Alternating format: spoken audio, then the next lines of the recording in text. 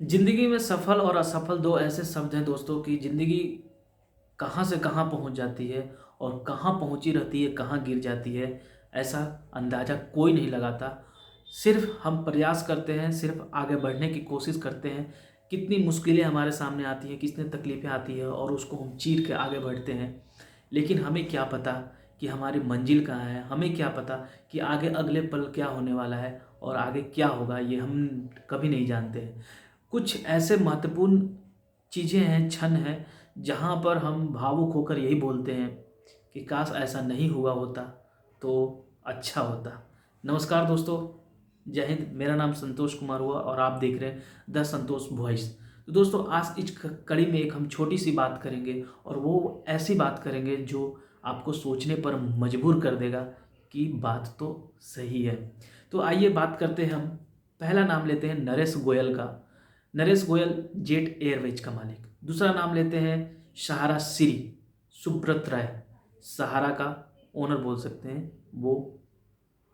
तीसरा नाम लेते हैं विजय माल्या। चौथा नीरव मोदी। पांचवा नाम लेते हैं हम जो अपने आप में बहुत काबिल थे और वो थे बिग बाजार के ओनर। आप नाम जानते हैं तो इनका कमेंट करके नाम बताइएगा। इन सभी के जीवन में अगर देखा जाए तो अप्स डाउन हुआ।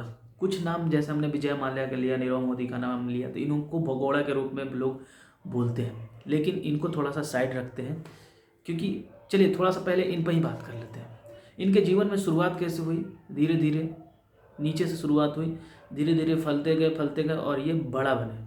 बड़ा बनने के बाद क्या हुआ, यहाँ से पैसा, यहाँ से पैसा, यहाँ से पैसा लेकर क्या हुआ, एक पे इतनी ग्रोथ कर लिए, इतनी ग्रोथ कर लिए कि इनको समझ में ही नहीं आया कि हम इतना बड़ा ग्रोथ तो कर लिए हैं, लेकिन ये कैसे किए हैं इनको नहीं समझ में आया। उसके बाद क्या हुआ, इनका घड़ा जो था फूटा और फिर वो ऊपर से धड़ाम से नीचे गिर गए। जैसे ही गिरे तो इनको समझ में नहीं आया। खैर, ये दोस्त देश छोड़ के भाग गए हैं, लेकिन अभी भी ये खुशहाल नहीं है जो पहले हुआ करते थे। दूसरी चीज़, अब हम बात करते हैं जो नरेश गोयल की बात करते हैं, सुब्रत राय की बात करते हैं, या फिर जो बिग बाजार के ओनर हुए हैं उनकी बात करते हैं। इन्होंने तपस्या मेहनत करके अपनी चीज़ों को धीरे धीरे धीरे मेहनत करके आगे पहुंचाया, इतना आगे पहुंचाया कि देश में इनका नाम हुआ करता है, जेट एयरवेज। आप समझ सकते हैं कि ये व्यक्ति कहाँ से स्टार्ट करके, टिकटिंग सेंटर से स्टार्ट करते करते धीरे धीरे धीरे लाइफ में आगे बढ़ते गए और उस मुकाम को पाया कि जहाँ पर इन्होंने एक कंट्री से दूसरे कंट्री में उड़ानें भरने लगा। उसके बाद उड़ान को उन्होंने थामा नहीं, देश के कई, मतलब वर्ल्ड के कई कंट्रीज में इनका चैन बन गया और फिर पब्लिक ट्रांसपोर्ट धीरे धीरे धीरे हवाई यात्रा के माध्यम से। लेकिन इनको नहीं पता था कि जीवन के आगे क्या होगा। ये होता है कि जब हम किसी से लेते हैं ना दोस्तों, तो हमें देना भी पड़ता है। लेकिन कुछ सिचुएशंस ऐसे आते हैं जैसा लगता है कि हम पैसे तो ले लिए हैं, लेकिन लोग हमसे तब तक नहीं बोलते हैं क्योंकि हमारे उस वक्त सिचुएशन बहुत अच्छी होती है।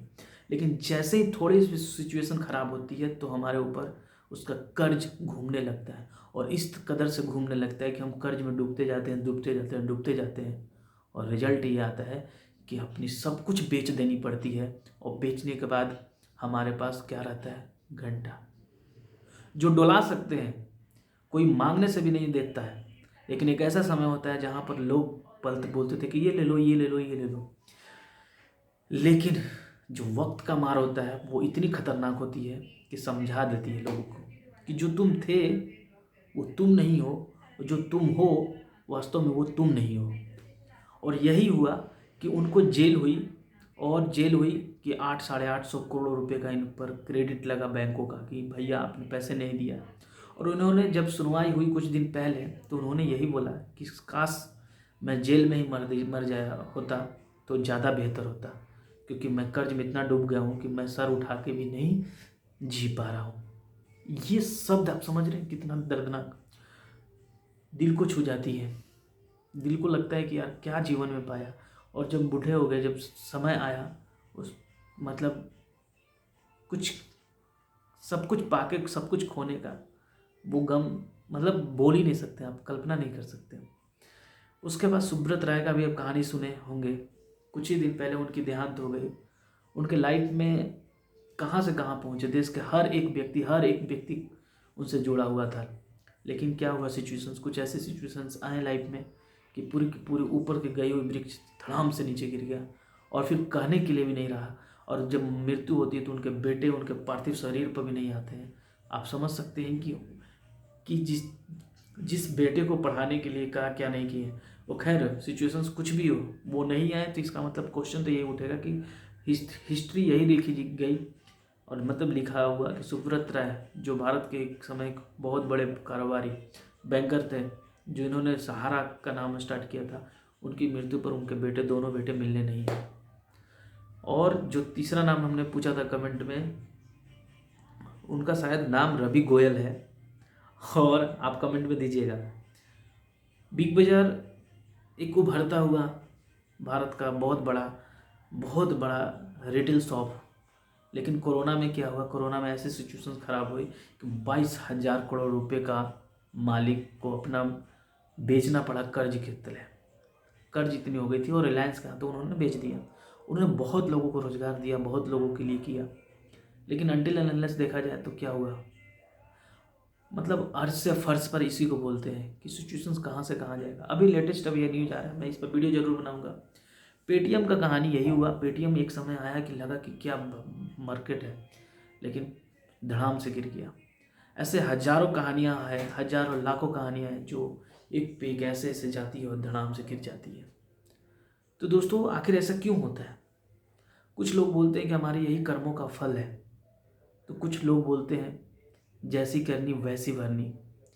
तो ये कितना सत्य है, कितना कितना क्या है, क्योंकि हम तो नहीं जानते, ना आप जानते हैं कि फ्यूचर क्या है।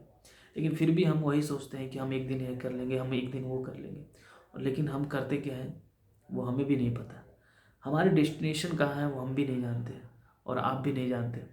तो इसलिए दोस्तों जो भी करें निष्ठा से करें, मन से करें, दिल से करें, और जो होना होगा सो देखा जाएगा। लेकिन इसके एक और भी पहलू है कि बहुत ऐसे लोग हैं जो आज भी उड़ान भर रहे हैं और लोगों को सपना को पूर्ण कर रहे हैं, लोगों को सपना को साकार कर रहे हैं।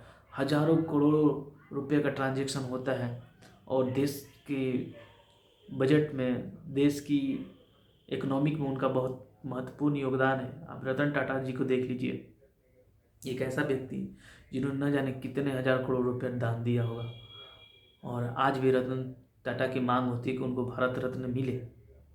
लेकिन कब मिलेगा ये हम भी नहीं जानते हैं, लेकिन मिलना तो चाहिए और मिलेगा, क्योंकि ऐसे अनमोल रत्न जो अपनी आंखों से लोग देख रहे हैं कि आज भी टाटा 150 सालों से टिकी हुई है, उसकी हिस्ट्री बहुत बड़ी है।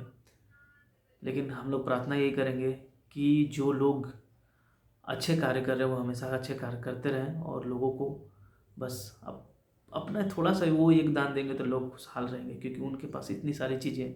खैर ये पार्ट दूसरी है, लेकिन हम जो बात कर रहे थे वही बात कर रहे थे कि ऐसे लोग जो ऊपर बहुत आगे चले गए, लेकिन वो जब नीचे गिरते हैं तो धड़ाम से, ऐसा क्या होता है ये तो भगवान ही जानते हैं। लेकिन उनको भी चाहिए कि भाई आप किसी से लिए हो तो समय पर उनके पैसा चुका दो, या फिर नहीं लो, लोभ में मत पड़ो। और जब नरेश गोयल ने उन्होंने ये बात बोला था कि मैं जेल में ही मर जाऊं तो अच्छा है, ये बहुत दुखी करने वाली बात है। तो अपना व्यूज दीजिएगा, अपना कमेंट दीजिएगा। तब तक ले लेना, नमस्कार, जय हिंद। हेल्थ पर ध्यान दीजिए, खुश रहिए, मुस्कुराइए और स्पोर्ट्स पर खेल ध्यान दीजिए। तब तक ले धन्यवाद, जय हिंद।